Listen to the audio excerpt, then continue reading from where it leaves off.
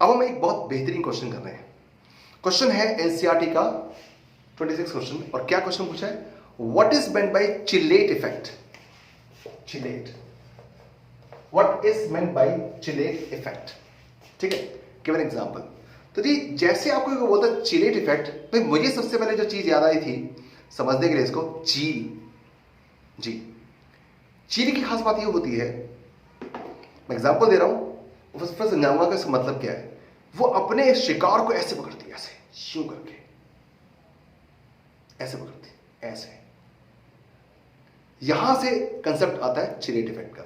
भले ये अंग्रेजी वर्ड होगा, पर हम चील से समझ सकते हैं कि चिलेट इफेक्ट किसको बोलते हैं। एक बहुत सिंपल सी बात है। पहली बात, जब भी आपसे कोई बोलता है चिलेट इफेक्ट, तो पहली चीज दिमाग में आना चाहिए कि this concept is applicable to polydentate ligand. It is applicable to polydentate, ऐसे कहते हैं, डेंटेट लिगेंड। ठीक है, ठीक। इवन कम से कम लिगेंड को डाइडेंटेट होना चाहिए, कम से कम। यानी ये कंसेप्ट मोनोडेंटेट पे एप्लीकेबल नहीं है। क्या बोला, जब भी आपको कोई बोलता है चिलेट इफेक्ट, तो सबसे पहली चीज दिमाग में आना चाहिए कि भाई ये कंसेप्ट है वो पॉलीडेंटेट लिगेंड पे एप्लीकेबल है, डाइडेंटेट पे भी हो सकता है, बट मोनोडेंटेट पे ये एप्लीकेबल बिल्कुल नहीं। अब आप में से कुछ तो सोचेंगे कि सर ये तो बताओ कि डेंटिसिटी किसको बोलते हैं, जो डेंटेट आप बात कर रहे हैं। भाई देखो सीधी सी बात है, समझाने के लिए भी तरीका है। भाई देखो काफी वियर्ड लगे आपको सुनने में, बट मेरे हिसाब से क्या है कि जो मुझे समझ में आया था बचपन में, वो आपको समझा रहा हूं। वो वैम्पायर जानते हैं, वैम्पायर क्या करता है कि अपने वो, मतलब कंसेप्ट ही है जो भी है, अब दांत ऐसे होते दांत, तो डेंटेट से दांत मैंने याद किए थे, दांत डेंटेट ऐसे करके वो दोनों दांत ऐसे गड़ाया था, ऐसे गड़ाता है। तो भाई ये ऐसा कुछ यहां भी दिखा मुझे कि गड़ा रहा है, अपने दोनों दांत गड़ा रहा है। अब इसलिए मैंने वो डेंटिसिटी वर्ड यूज किया है। भाई जितने दांत गड़ा सकता है, जितने गड़ा सकता है, उसको बोलते हैं डेंटिसिटी। अब इस बात को अप्लाई कर लेते हैं, एक छोटा सा एग्जांपल लेते हैं एक कॉम्प्लेक्स का। ठीक है, और मैं आपको एक कंपाउंड बनाता हूं आपके लिए। एक कंपाउंड है आपके सामने, कंपाउंड है आपके सामने, वो ये, इसका नाम है इथेन 1,2 डाइअमाइन। और मान लीजिए एक डाइडेंटेट लिगेंड है डाइडेंटेट, दो जगह से गड़ा सकता है, दो जगह से। चलिए एक काम करते हैं, एक कॉम्प्लेक्स ले लेते हैं, देखते गड़ाते कैसा है, कैसे। एक कॉम्प्लेक्स लेते हैं CO, इसका शॉर्ट फॉर्म होगा EN, होल थ्राइस, और चार्ज लेता हूं 3 पॉजिटिव कॉम्प्लेक्स। अब जरा इस कॉम्प्लेक्स को बनाने की कोशिश करते हैं। ठीक है, बहुत सिंपल तरीका बता रहा हूं बनाने का।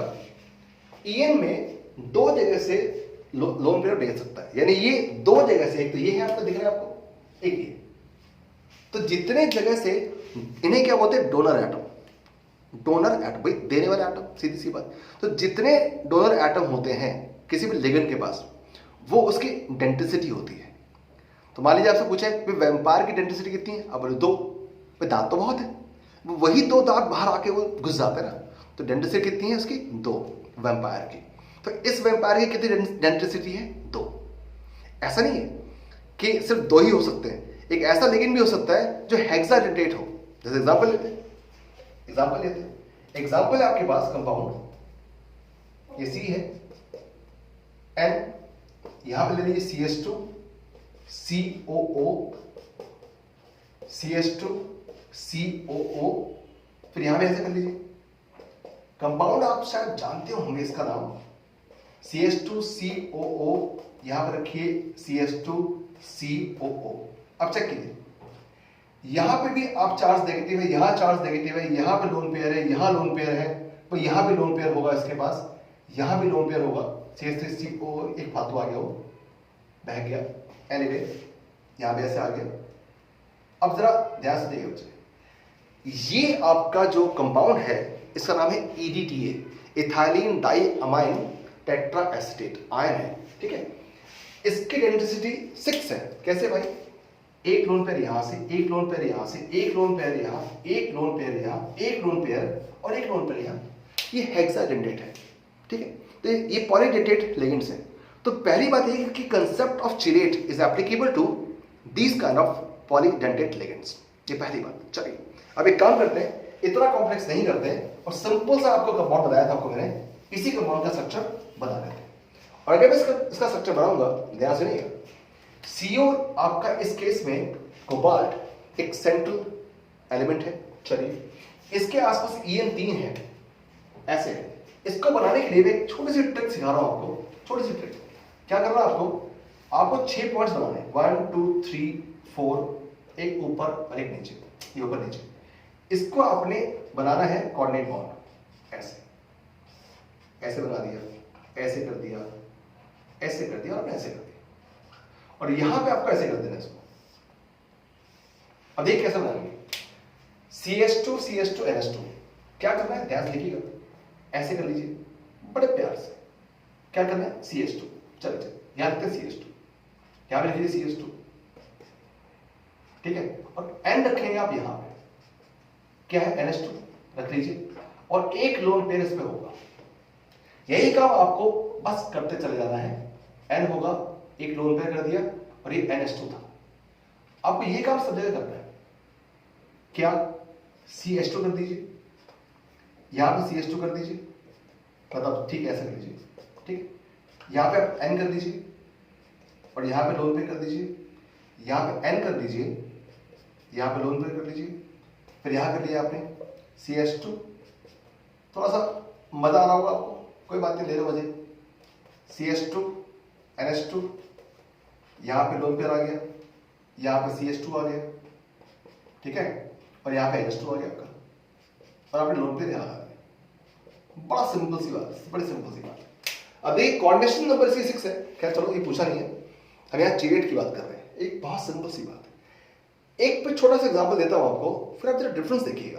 सपोज मेरे पास कॉम्प्लेक्स है, कैसा, CO NH3 6 3 बॉन्ड माली कॉम्प्लेक्स, और इस कॉम्प्लेक्स का स्ट्रक्चर देखोगे तो CO 1 2 3 4 5 and 6, ठीक है। आई होप इट इज शायद विजिबल नहीं हो रहा होगा, तो मैं यहां बनाता हूं उसको, इससे बदल के, और आप कंपेयर कीजिएगा इसको, CO 1 2 3 4 5 and 6। अमोनिया एक आपने ऐसा रखा है, NH3, एक अमोनिया आपने यहां दिया आपको, NH3, एक अमोनिया आपने रख दिया ऐसे थे, एक अमोनिया आपने रख दिया ऐसे, एक अमोनिया आपने रख दिया ऐसे, एक अमोनिया आपने रख दिया ऐसे। और डियर अब आपने क्या करना है, वही करना है, 1 2 3 4 5 and 6 बॉन्ड्स। देखिए 6 बॉन्ड यहां भी, 6 बॉन्ड यहां पे। अब आपसे क्वेश्चन पूछा है, इन दोनों में मोर स्टेबल कौन सा है, मतलब मोर स्ट्रॉन्गर कौन सा होगा? तो आंसर ये होगा, मैं एग्जांपल देता हूं। एग्जांपल ये मानिए कि सपोज किसी चीज को मुझे उठाना, ध्यान सुनिए, ये है, इसे पिक कर लो। 2 तरीके हैं, ऐसे पिक कर लो, एक तरीका है ऐसे पिक किया, देख रहा आपको, 2 फिंगर्स अलग अलग यूज करके पिक कर रहा हूं, और एक तरीका ये, एक तरीका ये। अब मुझे बताइए इन दोनों में से किस तरीके में मेरी पकड़ ज्यादा होगी? क्या चलिए आप सब लोग आंसर दे रहे होंगे सर इस तरीके से, बट क्या आपको पता है कि ऐसा क्यों हो रहा है? ये मेरी पकड़ मजबूत क्यों हो रही है? वो इसलिए हो रही है क्योंकि एक रिंग बन रहा है, ध्यान से देखिएगा, एक रिंग बन रहा है। ये जो रिंग बन रहा है, इस रिंग के इस शेप की वजह से इससे पकड़ मजबूत है। बस याद है कहा था चील, ऐसे क्यों? It forms a ring. इतने सारे रिंग बनाती है चील का पंजा, ठीक है, ऐसे होता है तो आराम से उठा लेता है, स्ट्रांग बनेगा, राइट। इसी तरह से आप चिलेटिंग कॉम्प्लेक्स किसको बोलते हैं, right? whenever any polydentate ligand, right, while it forms the coordination bond, a coordinate bond with a central metal atom, it forms a ring shaped structure. क्या रिंग शेप स्ट्रक्चर बनाता है? तो dear जो complex बनता है उन्हें आप बोलते हैं चिलेट कॉम्प्लेक्सेस, ठीक है। And this property is what you call as chelation effect या चिलेट इफेक्ट। बहुत सिंपल सी बात है, यानी पॉलीडेंटेट लिगेंड जब भी कॉम्प्लेक्स बनाते वक्त एक रिंग के शेप में आ जाता है, रिंग के शेप में, तो उसकी मजबूती ज्यादा होती है और इसी को बोलते हैं आप चिलेट कॉम्प्लेक्शन या सिंपल चिलेशन। तो चिलेट इफेक्ट बोले, चिलेशन बोले, चिलेट कॉम्प्लेक्सेस बोलते हैं। तो ये सारे कॉम्प्लेक्स किसे बोलेंगे? Chelate complex. क्योंकि इनको बनाने के लिए जो स्टाइल इसने यूज किया है वो चिलेशन का स्टाइल यूज किया है। क्यों? तो ये स्टेबल होंगे। तो जहां भी आपका कॉम्प्लेक्स चिलेट के थ्रू बनेगा वो कॉम्प्लेक्स हमेशा स्टेबल होगा। इसे आप नोट कर लीजिए।